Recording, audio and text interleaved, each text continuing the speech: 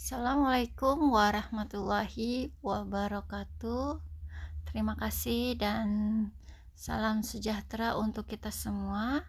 Baik, untuk kali ini dalam mata kuliah persamaan diferensial dasar kita akan membahas tentang PD eksak. Oke, selebihnya kita lihat di slide selanjutnya bahwa untuk persamaan PD eksak ini memiliki bentuk umum mx, y dx ditambah n x, y dy sama dengan 0. Untuk syarat PD eksak, yaitu syaratnya adalah apabila my sama dengan nx, di mana my adalah turunan fungsi m terhadap variabel y, sedangkan nx adalah turunan fungsi n terhadap variabel x.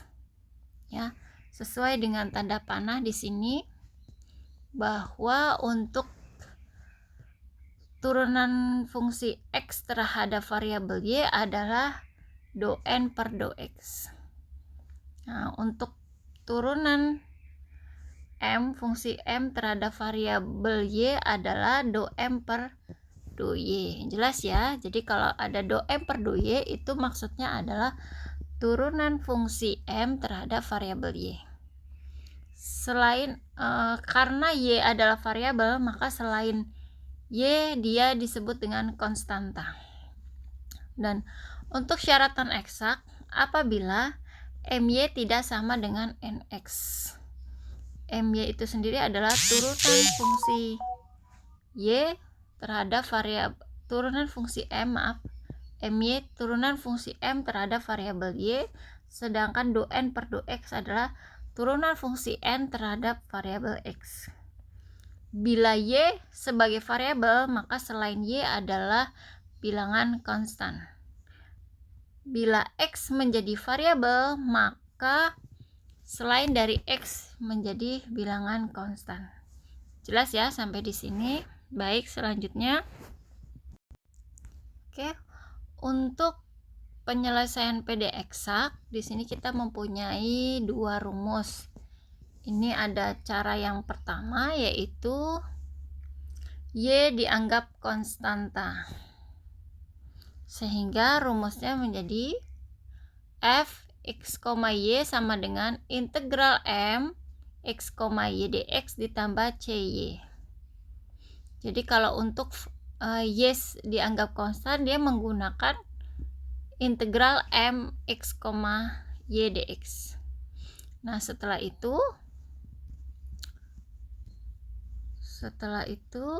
do f x, y per do y. Nah, ini adalah turunan fungsi f terhadap variabel y. Makanya di sini do y. Nah, sama dengan do per do y integral mx, y dx ditambah c aksen y sama dengan nx, y. Oke ya, ini rumus untuk cara 1. Bagaimana dengan cara 2? Cara 2, x dianggap konstanta, sehingga rumusnya menjadi fx, y sama dengan integral nx, y dy ditambah cx. Lalu ada do f x, y per do x, karena x dianggap konstanta, sehingga di sini per do x sama dengan do per do x integral nx, y dy ditambah c aksen x sama dengan m x, y. Nah, untuk nilai do per do x integral nx, y dy, nah ini integralnya diambil dari sini ya, dimasukkan ke sini. Oke, jelas? Next, di slide selanjutnya. Maka di sini kita lihat kapan y menjadi variabel bebas, kapan y menjadi variabel dan x menjadi variabel. Pandang do x dan do y dalam persamaan.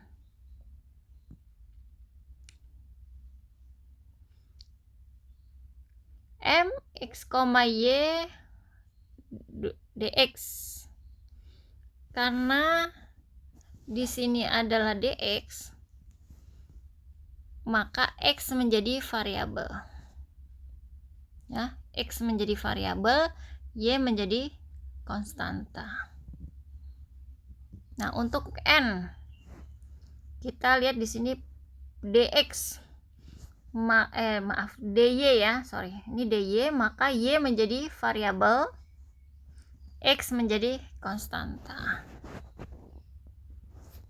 Nah, untuk contoh ini ada contoh 1 menggunakan cara 1, y dianggap konstanta. Tentukan solusi PD 3x kuadrat y min y dx ditambah x pangkat 3 min x plus 2y dy. Nah, ini untuk ini untuk mx, y, dan ini untuk nx, y. Nah, syarat PD eksak adalah do m per do y sama dengan do n per do x. Oke ya, kita lihat di sini, kita ambil persamaannya untuk m. Ini adalah m. Sehingga turunan 3x kuadrat y min y terhadap y, ya, kita turunkan m-nya terhadap y, berarti y sebagai variabel, x menjadi konstanta. Ya, sehingga turunannya untuk 3x kuadrat y, karena y sebagai variabel, maka hasilnya adalah 3x kuadrat min 1. Ya, min y diturunkan menjadi min 1.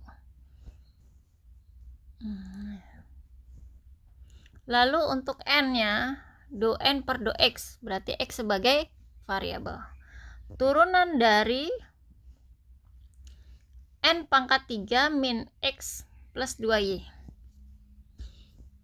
Turunan x pangkat 3, karena x-nya sebagai variabel, maka turunannya menjadi 3x kuadrat. Min x turunannya menjadi min 1. Plus 2y diturunkan menjadi 0. Mengapa? Karena y adalah konstanta. Turunan konstanta sama dengan 0.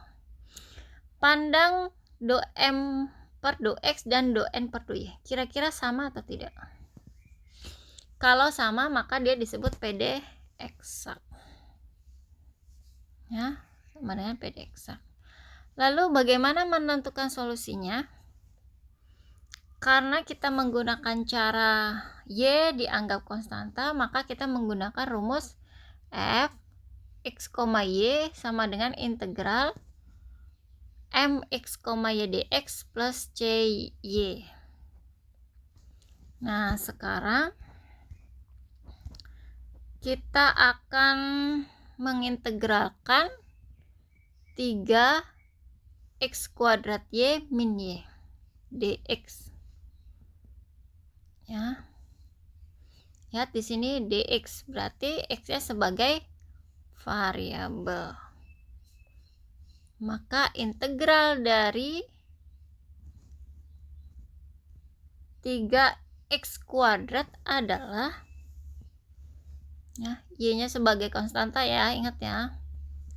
Maka yang diintegralkan adalah x-nya karena terhadap dx. Berapa integral 3x kuadrat? Yaitu x pangkat 3. Y-nya tetap ditulis karena y adalah koefisien. Sehingga integralnya adalah x pangkat 3 y. Nah, sekarang untuk integral dari min y adalah min yx.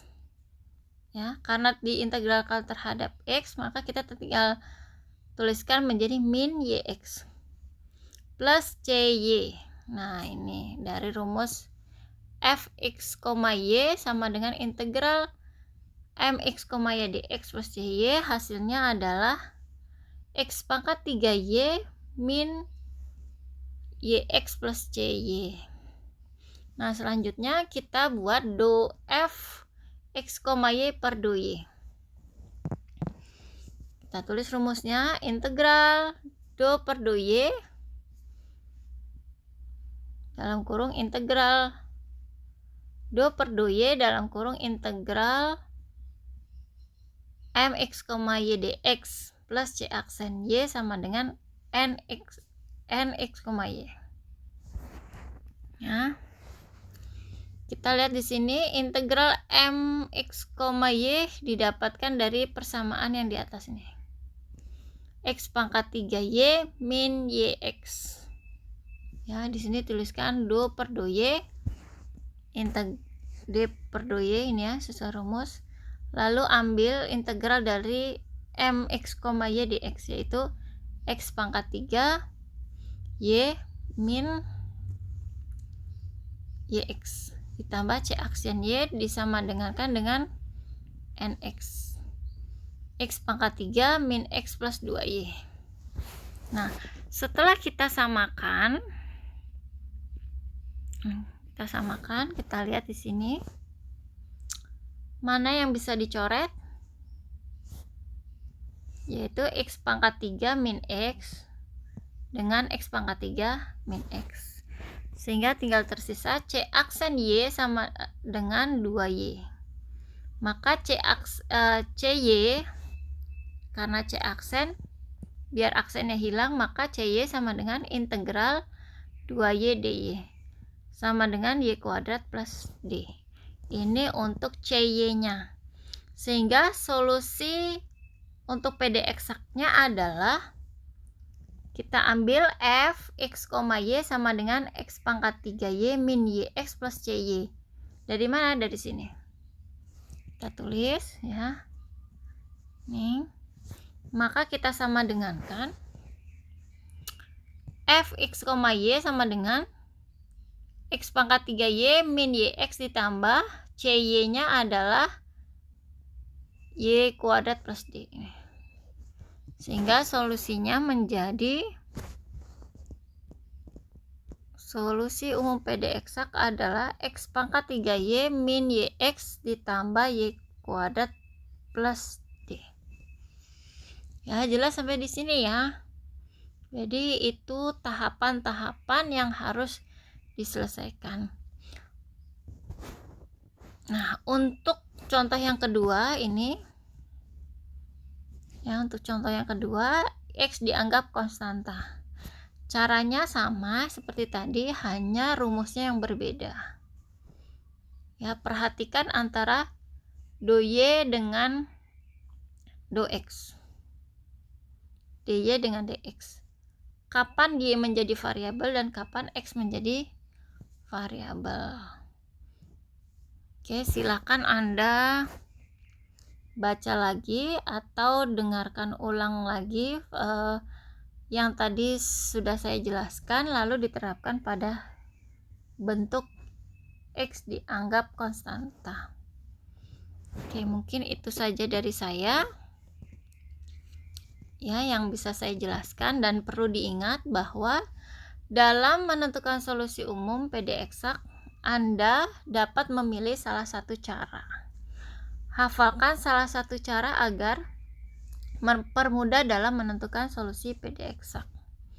Ya, mau cara 1, mau cara 2, silahkan pilih mana yang dianggap Anda lebih mudah dalam mengerjakannya.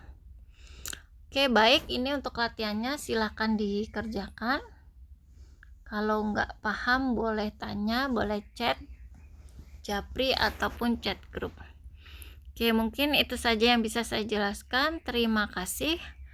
Wassalamualaikum warahmatullahi wabarakatuh.